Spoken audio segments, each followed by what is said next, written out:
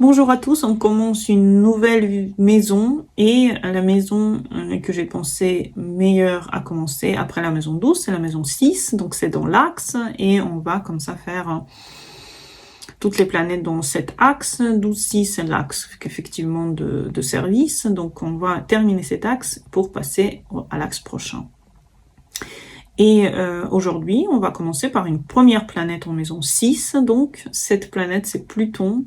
Donc, tous ceux qui ont Pluton en maison 6, bienvenue dans cette vidéo. Et tous ceux qui veulent juste comprendre ce que ça veut dire, ou qui ont, par exemple, un transit de Pluton en maison 6 en ce moment, peuvent effectivement se reconnaître dans ce qu'on est en train de raconter ici. La maison 6, c'est Pluton dedans, effectivement, il y a beaucoup de différents exemples de vie avec cette position, et dans ma pratique d'astrologue, j'ai vu plusieurs différents vécus avec cette planète en 6.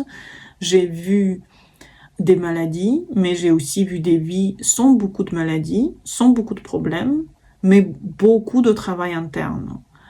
J'ai aussi vu des vies qui n'avaient comme dit, pas beaucoup de soucis de santé. J'ai aussi vu des thèmes qui ont vraiment apprécié leur vie quotidienne avec cette position. En fait, c'est pour vous dire qu'il ne faut pas diaboliser Pluton maison 6, comme il ne faut pas diaboliser n'importe quelle position dans le thème, puisque n'importe quelle position, on peut la travailler si on trouve que notre vie ne correspond pas, enfin le niveau de notre vie ne correspond pas à ce qu'on aurait voulu avoir. C'est un autre devoir envers nous-mêmes, envers notre corps, de mettre notre vie à un niveau très très beau par exemple. Donc Pluton, et en général la maison 6, c'est une maison qui requiert de nous l'amour de notre corps, le respect pour notre quotidien, le respect de notre hygiène, le respect de nos horaires, combien on donne aux autres, combien on reçoit. Donc la 6, elle est très très importante dans ce pattern-là. Et Pluton maison 6 peut donner effectivement une grande investissement dans ce secteur, mais investissement inconscient, puisque Pluton, c'est pas une planète personnelle, donc la vie avec Pluton maison 6 peut paraître différente en fonction de ce qu'on a aussi karmiquement, voilà. Est-ce qu'on a mérité en fait une vie avec Pluton 6 qui est plutôt calme, ou est-ce qu'on a mérité une vie avec Pluton 6 qui est plutôt très très dans le service. Dans tous les cas, il y a une certaine forme de survie pour l'utilité. Donc c'est une personne qui va effectivement beaucoup aider la société sous différentes bien sûr formes. Ça peut être un pouvoir caché aussi dans le service, c'est-à-dire vous donnez le service, mais grâce à ça, vous recevez aussi quelque chose. Généralement, avec Pluton, c'est donnant-donnant. Vous donnez quelque chose, mais vous savez que vous recevez derrière. Donc c'est quelque part un service avec une plus-value cachée, ce qui est normal, et une transformation de votre quotidien, de votre travail, tout au long de votre vie, de votre santé aussi. Transformation de vision aussi, très très importante, parce que Pluton, dans la maison où il se situe, transforme votre vie, votre conscient et inconscient, enfin il transforme votre vie de vraiment tout le temps. Il est tout le temps en train de transformer votre vie là où il se situe. Donc en maison 6, il vous donne des eureka par rapport à la maison 6 en général, par rapport au service, par rapport aux gens, par rapport à ce que vous donnez aux autres. Donc ici, on est en lien avec l'imperfection, parfois aussi, on est en lien avec la santé, on est en lien avec la routine, le quotidien.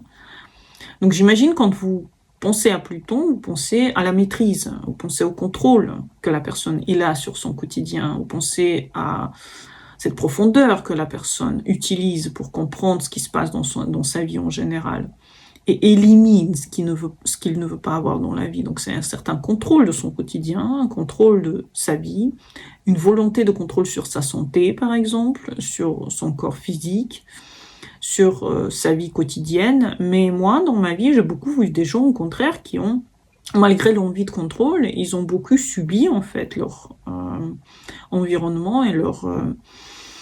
Enfin, le choix, est-ce qu'on peut faire un choix avec Pluton en maison 6? Je pense que ça dépend aussi karmiquement des vies passées, ce que vous avez commis dans les vies passées. Si vous avez commis des choses bien, je pense que vous allez plus pouvoir choisir de faire des choses que vous voulez au quotidien. Mais sinon, je pense qu'il y a une certaine hyper-responsabilité qui va naître et vous allez vraiment servir les gens sans vraiment savoir quand est-ce que vous devez vous arrêter. Donc ça peut être une peur profonde de mal faire aussi. Vous pouvez être quelqu'un qui essaie de faire les choses vraiment, vraiment bien.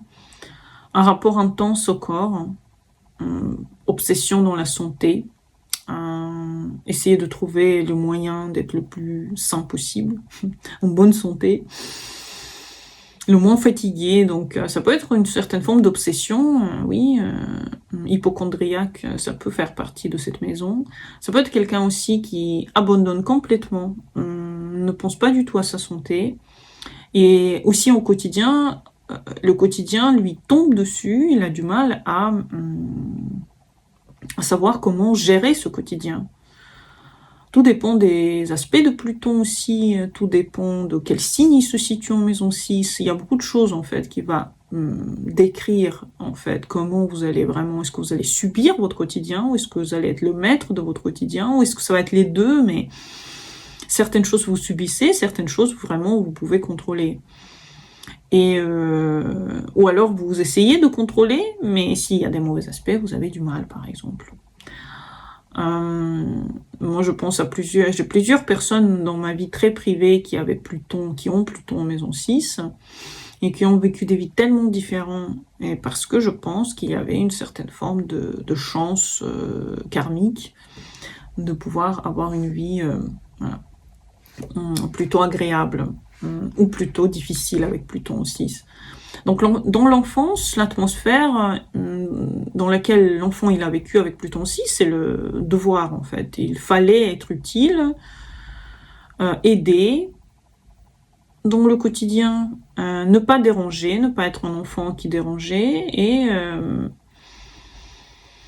il fallait parfois être parfait aussi. Peut-être remplir des choses que les parents ont demandé très tôt, peut-être par exemple dans l'entreprise familiale, il fallait faire des choses, ou très tôt il fallait prendre des responsabilités sur soi, des responsabilités dans le quotidien qu'il fallait prendre sur soi. Ce n'est pas toujours une enfance violente, non, pas du tout. La plupart des gens que je connais n'avaient pas une enfance forcément violente avec Pluton 6, mais elle pouvait être lourde, exigeante, elle pouvait être instable sur le plan quotidien. Par exemple, il y avait beaucoup de voyages, où il y avait une lourdeur dans la famille qu'il fallait prendre sur soi. Ça peut être des parents fatigués, des parents qui sont malades, des débordés, qui ont du mal à s'occuper de l'enfant, qui ont beaucoup de responsabilités. Ça peut être aussi un enfant qui naît dans une famille où les parents ont beaucoup d'argent et qui a besoin de s'adapter à ce quotidien aussi.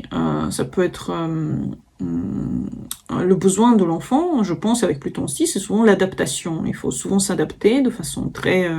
Avec Pluton 12, c'est un peu pareil, hein. C'est l'axe, hein. On parle de l'axe 6-12. Et c'est un besoin d'adaptation à son environnement qui peut être parfois qui faisait peur, qu'il fallait s'en sortir au quotidien. Je pense à tous les pays en guerre hein, pour les enfants qui naissent dedans. Ou en général, les parents qui avaient ce quotidien, ce travail qui exigeait à l'enfant une certaine forme de présence quand même. Le climat où l'erreur est mal tolérée, peut-être les parents étaient très intelligents, ils avaient des positions très importantes dans la société, l'enfant devait correspondre à cette image en fait des parents. Et si vous ne gérez pas votre quotidien, il y avait une sensation effectivement du chaos que vous pouvez pas accepter. C'est pour ça qu'avec le temps arrive ce besoin de tout le temps garder le contrôle pour ne pas arriver dans ce chaos. Donc il y a un contrôle très interne très tôt qui se met en place. La personne se contrôle son environnement, elle essaye d'avoir ce contrôle et pas forcément qu'elle réussit.